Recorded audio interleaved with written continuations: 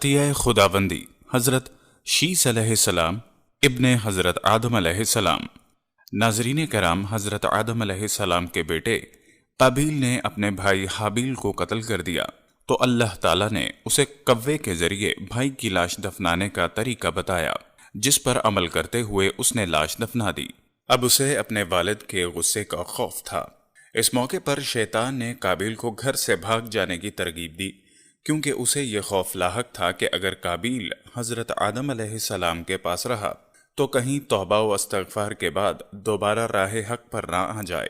چنانچہ اس نے قابیل سے کہا، اب تجھے تیرے والد زندہ نہیں چھوڑیں گے، تجھے قتل کر ڈالیں گے، تو یہاں سے بھاگ جا۔ قابیل کو تو پہلے ہی اس بات کا خوف تھا، لہٰذا وہ یمن فرار ہو گیا، جہاں اس نے سکونت اختیار کی اور بعد ازاں اس نے شادیاں بھی کیں، جن سے کثیر اولاد پیدا ہوئی۔ قابیل نے اپنے والد کے دین حق سے بغاوت کر کے پہلے آتش پرستی شروع کی، پھر شیطان نے اسے پتھر سے بت بنانے کا طریقہ سکھا دیا۔ یوں قابیل اور اس کی اولاد نے ایک اللہ کو چھوڑ کر بت پرستی شروع کر دی۔ دنیا میں قتل و غارت، حسد و فساد اور بت پرستی کی بنیاد قابیل ہی نے رکھی۔ حضرت عبداللہ بن مسعود رضی اللہ تعالیٰ عنہ سے روایت ہے کہ حضور نبی کریم صلی اللہ علیہ وسلم نے فرمایا، دنیا میں جب بھی کوئی ظلم سے قتل ہوتا ہے تو اس کا ایک گناہ حضرت آدم علیہ السلام کے بیٹے قابیل کی گردن پر ضرور ہوتا ہے، اس لیے کہ یہ وہ شخص ہے جس نے ظالمانہ قتل کی ابتدا کی اور یہ ناپاک طریقہ جاری کیا۔ حضرت آدم علیہ السلام کو جب بیٹے کے قتل کی خبر ملی تو وہ بہت غمزدہ ہو گئے، کیونکہ حابیل نہایت سعادت مند، فرما بردار، نیک اور شائستہ نوجوان تھا۔ اس کے انہی اوصاف حمیدہ کی بنیاد پر حضرت آدم علیہ السلام کو امید تھی کہ وہ اللہ کے دین کو آگے بڑھانے میں ان کا معاون اور مددگار ثابت ہوگا۔ بعض روایات کے مطابق حابیل کی شہادت کا بنیادی سبب یہی تھا کہ قابیل کو بھی اندازہ ہو چکا تھا کہ والد کے بعد نبوت کا تاج نیک سیرت حابیل ہی کے سر پر سجے گا، اور اسی حسد نے اسے بھائی کے قتل پر ابھارا۔ حابیل کے قتل کے بعد حضرت آدم اور اماں حوا بہت اداس رہا کرتے اور بیٹے کو یاد کر کے گھنٹوں رویا کرتے تھے۔ حضرت آدم علیہ السلام اللہ سے دعا فرمایا کرتے، اے اللہ مجھے ایسی اولاد عطا فرما جو تیرے دین کو دنیا میں پھیلانے میں میری معاون اور مددگار ہو، اور میرے بعد بھی تیرے پیغام کو دنیا میں عام کرے، میری صحیح جانشین ہو اور دنیا میں تیری وحدانیت کی علم بردار ہو۔ اللہ تعالیٰ نے اپنے پیارے نبی کی دعاؤں کو شرف قبولیت بخشا اور ایک نیک صالح بیٹے کی بشارت سے مطلع فرمایا۔ چنانچہ کچھ ہی عرصے بعد حضرت شیس علیہ السلام پیدا ہوئے۔ حضرت آدم اور اماں حوا ان کی پیدائش پر بے حد خوش تھے۔ یہ حضرت آدم علیہ السلام کے تیسرے بیٹے تھے اور اس وقت ان کی عمر 130 سال تھی۔ اماں حوا علیہ السلام نے صاحبزادے کا نام شیس رکھا، جس کے عربی میں معنی عطیہ خداوندی کے ہیں، یعنی اللہ کی جانب سے عطا کیا گیا خوبصورت اور خوب سیرت تحفہ۔ حضرت شیس علیہ السلام حسن و جمال، صورت، شکل اور عادات و اطوار میں اپنے والد سے بہت زیادہ مشابہہ تھے۔ حضرت آدم علیہ السلام اور حضرت حوا کو آپ سے بہت محبت تھی۔ حضرت آدم علیہ السلام حضرت شیس علیہ السلام کو ہر وقت اپنے ساتھ رکھتے۔ آپ کو اس بات کا علم ہو چکا تھا کہ ان کی اولاد میں سے یہ بچہ ان کا جانشین ہوگا، چنانچہ انہوں نے شروع ہی سے ان کی تربیت پر خصوصی توجہ دی۔ آپ علیہ السلام حضرت شیس علیہ السلام کو جنت کا احوال سناتے، اچھے اور برے کی پہچان کرواتے۔ جوں جوں حضرت شیس علیہ السلام بڑے ہوتے گئے، ان کی پوشیدہ صلاحیتیں اور والدین کی تعلیم و تربیت رنگ لاتی رہی۔ حضرت آدم علیہ السلام نے ان کو درس و تدریس اور وعظ و تبلیغ کے خوبصورت اور منفرد طریقے سکھائے، انہیں دن رات کی گھڑیوں کی پہچان کروائی، ان اوقات میں ہونے والی عبادتوں کی تعلیم دی۔ اس کے علاوہ طوفان نوح کے بارے میں بھی آگاہ کیا اور جو کچھ بعد میں آنا تھا۔ حضرت آدم علیہ السلام اور حضرت حوا علیہ السلام کو حضرت شیس علیہ السلام سے بڑی امید تھی، جس کی بڑی وجہ یہ تھی کہ ان کا ایک بیٹا قتل ہو گیا، دوسرا شیطان کا پیروکار بن کر کفر کے راستے پر چل نکلا تھا۔ اب اللہ کے دین کو آگے پھیلانے اور شیطان کے شر کا مقابلہ کرنے کے لیے حضرت آدم علیہ السلام کے بعد حضرت شیس علیہ السلام ہی تھے۔ چنانچہ جب حضرت آدم علیہ السلام کی وفات کا وقت قریب آیا تو انہوں نے حضرت شیس علیہ السلام کو اپنا خلیفہ اور جانشین نامزد کیا۔ 960 برس کی عمر میں حضرت آدم علیہ السلام نے وفات پائی۔ حضرت شیس علیہ السلام نے حضرت جبرائیل امین کے بتائے ہوئے طریقے کے مطابق حضرت آدم علیہ السلام کی تدفین کی۔ اللہ رب العزت نے حضرت شیث علیہ السلام کو نبوت کے عظیم منصب پر فائز فرمایا اور اولاد کثیر سے نوازا۔ پھر یہ کہ ان کی اولاد نہایت فرما بردار اور نیک بھی تھی، جو اپنے والد کے ساتھ تبلیغ دین کے کاموں میں مصروف رہتی۔ روایت میں ہے کہ اللہ تعالیٰ نے اپنے پیغمبر پر 100 صحیفے نازل کیے اور 4 کتابیں۔ ان 100 صحیفوں میں سے 50 صحیفے حضرت شیث علیہ السلام پر اترے۔ ابن کثیر: گو کہ قرآن کریم میں جن 25 انبیاء کے اسماء گرامی مذکور ہیں ان میں حضرت شیث علیہ السلام کا نام شامل نہیں، تاہم احادیث مبارکہ میں ان کے نبی ہونے کی صراحت کے ساتھ ذکر ہے۔ حضرت شیث علیہ السلام نے اپنی پوری زندگی والد کی دی ہوئی تربیت کے تحت اللہ کے دین کی سربلندی میں صرف کی۔ آخری عمر میں زیادہ ضعیف ہونے کی وجہ سے گوشہ نشین ہو گئے تھے، لیکن اولاد آپ کے کام کو آگے بڑھاتی رہی۔ حضرت شیث علیہ السلام اپنے بھائی قابیل کی اولاد کے کفر و شرک میں مبتلا ہونے اور شیطان کے آلائے کار بنے رہنے کی وجہ سے بڑے فکر مند رہتے تھے اور انہیں راہ راست پر لانے کی کوششوں میں لگے رہتے، جنہوں نے اپنے باپ قابیل کی شکل کے بت بنا کر اس کی پوجا شروع کر دی۔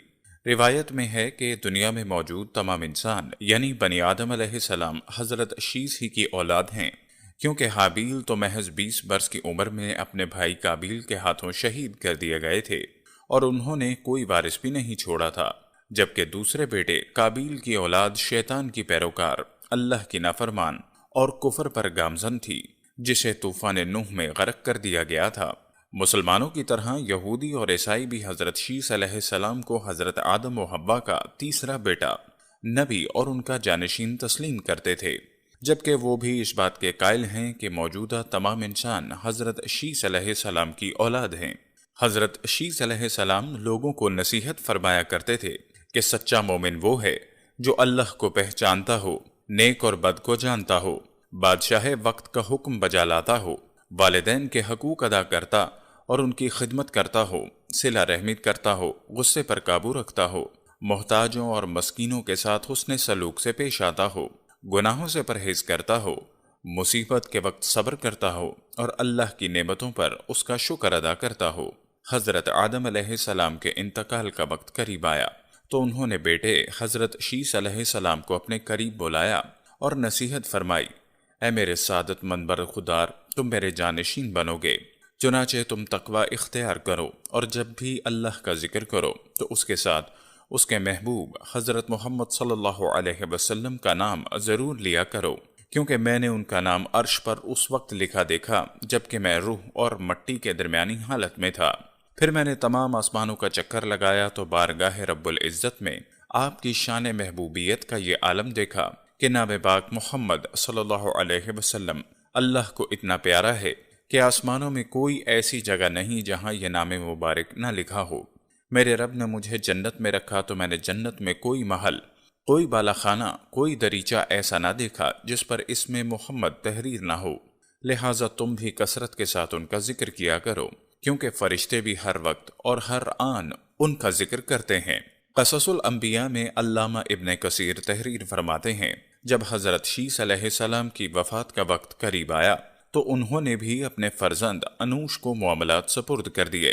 انوش کے بعد اس کا ولی عہد قینن بنا، اس کے بعد قینن کا فرزند مہلائل ان کا جانشین بنا، اور ایرانی عجمی لوگ انہی کے بارے میں خیال کرتے تھے کہ یہ 7 ولایتوں کے بادشاہ بنے، اور یہ پہلے شخص ہیں جنہوں نے جنگلات کا صفایا کر کے شہروں اور قلعوں کی بنیاد ڈالی، اور انہوں نے ہی شہر بابل اور شہر سوس آباد کیے۔ ابلیس اور اس کے لشکروں، جنوں وغیرہ کو بھی مار مار کر انسانی آبادی سے بھگا کر ویرانوں اور گھاٹیوں میں دھکیل دیا۔ ان کا ایک بڑا تاج بھی تھا اور وہ لوگوں کو واعظ بھی فرماتے تھے۔ ان کی بادشاہی 40 سال رہی۔ جب وفات کا وقت قریب آیا تو انہوں نے اپنے فرزند اخنوخ کو اپنا جانشین مقرر کیا اور انہیں مختلف کاموں کی انجام دہی کے حوالے سے وصیت کی۔ مشہور اقوال کے مطابق یہی انخوخ حضرت ادریس علیہ السلام تھے، جنہیں حضرت شیث علیہ السلام کے بعد اللہ نے نبوت سے سرفراز فرمایا۔ حضرت شیث علیہ السلام کی وفات 912 برس کی عمر میں ہوئی، اور ان سے منسوب مزارات 3 مختلف مقامات غزہ، عراق کے شہر موصل اور ایودھیا بھارت میں ہیں۔ ان تینوں میں سے کس میں حضرت شیس علیہ السلام مدفون ہیں یہ اللہ ہی بہتر جانتا ہے۔ قصص القرآن۔ موصل میں قائم مزار کو حالیہ عراق جنگ کے دوران شدید نقصان پہنچا۔ بعض روایات کے مطابق حضرت شیس علیہ السلام کا مکہ مکرمہ میں انتقال ہوا اور وہ وہیں سپرد خاک کیے گئے، جبکہ ایک خیال یہ بھی ہے کہ حضرت شیس علیہ السلام کا مزار لبنان کے ایک گاؤں شیس نبی میں ہے، جہاں ان کے نام سے ایک مسجد بھی قائم ہے۔ 13ویں صدی عیسوی میں اور بعد میں آنے والے عرب جغرافیائی دانوں کی روایت کے مطابق حضرت شیس علیہ السلام کا مزار فلسطین کے شہر رملہ کے شمال مشرق میں واقع ایک گاؤں بشیس میں تھا۔ بشیس دو الفاظ بیت اور شیس کا مجموعہ ہے، جس کا مطلب ہے خانہ شیس علیہ السلام۔ 1948 میں اسرائیل کے معرض وجود میں آنے کے وقت یہ گاؤں غیر آباد ہو گیا تھا، لیکن آج بھی یہاں 3 کونوں والا مزار ہے، حضرت شیس علیہ السلام کے مزار پر قائم ہے۔ پیارے دوستو، ہم امید کرتے ہیں کہ آپ کو ہماری آج کی یہ ویڈیو بہت پسند آئی ہوگی۔ اگر آپ کو ہماری آج کی بھی یہ ویڈیو پسند آئی ہے تو برائے مہربانی ہماری اس ویڈیو کو لائک کر دیں۔ اس کے ساتھ ہی ہمارے اس چینل کو ضرور سبسکرائب کر دیں اور ساتھ موجود گھنٹی کی علامت کو بھی دبا دیں تاکہ مستقبل میں اپلوڈ ہونے والی تمام ویڈیوز کا نوٹیفیکیشن آپ تک بر وقت پہنچ سکے۔ حضرت آدم علیہ السلام نے سارے آسمانوں اور جنت کے بالا خانوں میں آپ صلی اللہ علیہ وسلم کا اسم گرامی محمد لکھا ہوا دیکھا، جو اس بات کی دلیل ہے کہ آپ علیہ السلام کا نام گھر میں موجود ہو تو یہ باعث برکت ہے۔ پیارے دوستو، اگر آپ کا نام گھر میں موجود ہونے سے باعث برکت ہو سکتا ہے تو اس نام کو دل میں بسا لینے سے آپ اور میں ہمیشہ ہمیشہ کے لیے برکت کا باعث بن سکتے ہیں۔ آئیے ایک بار مل کر آپ صلی اللہ علیہ وسلم کی بارگاہ رسالت میں ہدیہ درود پیش کرتے ہیں۔ اللہم صلی علی محمد وعلی آل محمد کما صلیت علی ابراہیم وعلی آل ابراہیم انک حمید مجید۔ اللہم بارک علی محمد وعلی آل محمد کما بارکت علی ابراہیم وعلی آل ابراہیم انک حمید مجید۔ اللہ تعالیٰ آپ کا، ہمارا اور تمام اہل ایمان کا حامی و ناصر ہو، آمین۔